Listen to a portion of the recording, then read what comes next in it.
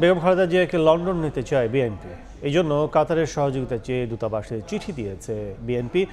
এদিকে সরকারের অনুরোধে এয়ার অ্যাম্বুলেন্স পাঠাচ্ছে কাতার। বিস্তারিত জানাতে পররাষ্ট্র মন্ত্রণালয়ে আছেন রিপোর্টার শাতিলা শারমিন, যাচ্ছি তার কাছে। পররাষ্ট্র মন্ত্রণালয়ের পক্ষ থেকে একটি নোট ভার্বাল এখনো পর্যন্ত পাঠানো হয়েছে কাতার দূতাবাসে, অর্থাৎ কাতার অ্যাম্বুলেন্স, যে কাতার আমিরের যে রাজকীয় যে অ্যাম্বুলেন্স রয়েছে, যে এয়ারবাস, সেই এয়ারবাসটিতে আগেও বেগম খালেদা জিয়া উন্নত চিকিৎসার জন্য ইংল্যান্ডে গিয়েছিলেন এবং সেই পরিপ্রেক্ষিতেই এবার যখন তার স্বাস্থ্যের অবস্থা আরও সংকটাপন্ন, তখন বিএনপির পক্ষ থেকে একটি চিঠি দেওয়া হয়েছিল আসলে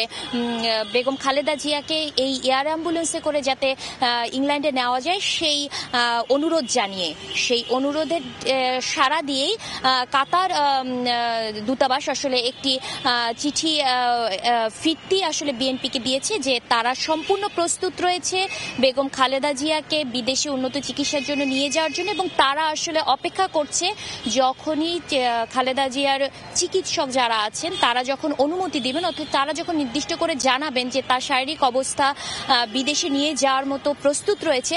তখনই আসলে কাতার থেকে এই অ্যাম্বুলেন্সটি চলে আসবে। এর জন্য যে দাপ্তরিক প্রক্রিয়াগুলো, সেই দাপ্তরিক প্রক্রিয়ার মধ্যে কাতার বাংলাদেশের যে পররাষ্ট্র মন্ত্রণালয় রয়েছে, পররাষ্ট্র মন্ত্রণালয়কে একটি চিঠি দিয়ে জানিয়েছে যে তারা সম্পূর্ণ প্রস্তুত রয়েছে এবং যখনই আসলে জানানো হবে তাদেরকে, তারা এই ব্যবস্থাটি করার জন্য তারা প্রস্তুত রয়েছে।